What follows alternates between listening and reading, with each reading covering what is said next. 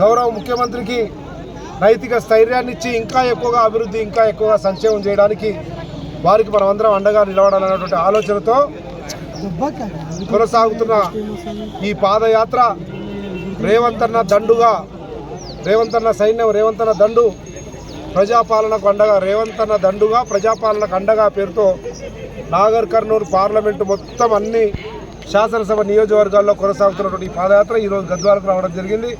గద్వాల్లో Congress party కార్యకర్తలు, నాయకులు, ZP chairman Saritha గారు, పట్టణ అధ్యక్షులు, సీనియర్ నాయకులు శంకర్ గారు అందరూ కూడా ఒక్కరనకుండా పెద్ద ఎత్తున స్వాగతం పలికి రేవంత్ అన్నకు అండగా ఉంటాం, ప్రజాపాలనకు కొండంత అండగా ఉంటాం, రేవంత్ అన్న దండుగా కొనసాగుతామని చెప్పి పాదయాత్రలో పెద్ద ఎత్తున పాల్గొన్నందుకు వాళ్ళందరూ కూడా హృదయపూర్వక ధన్యవాదాలు తెలియజేస్తూ ఈ పాదయాత్రలో పాలు పంచుకున్న విధానం కానీ వారు చూపించిన ఉత్సాహం అని చూస్తుంటే దురదృష్టవశాత్తు అలంపూర్లో నేను కానీ గద్వాల్లో సరిత కానీ ఓడిపోయినప్పటికీ ఆ రోజు జరిగినటువంటి కుట్రపూరిత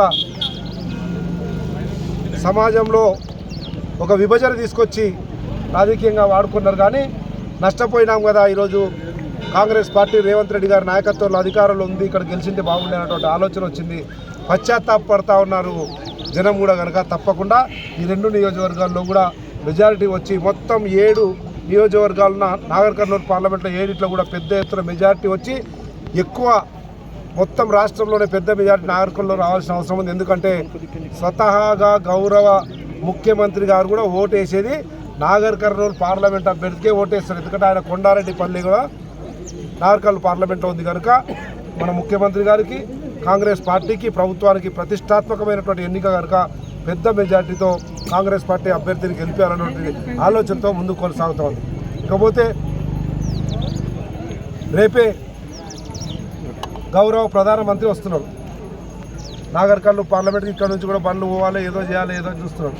మొన్నటి ఎన్నికల్లోనే చూసినాం బీజేపీ గద్వాల్లో కానీ అలంపూర్లో కానీ పుష్కింత ఓట్లు వచ్చినాయి.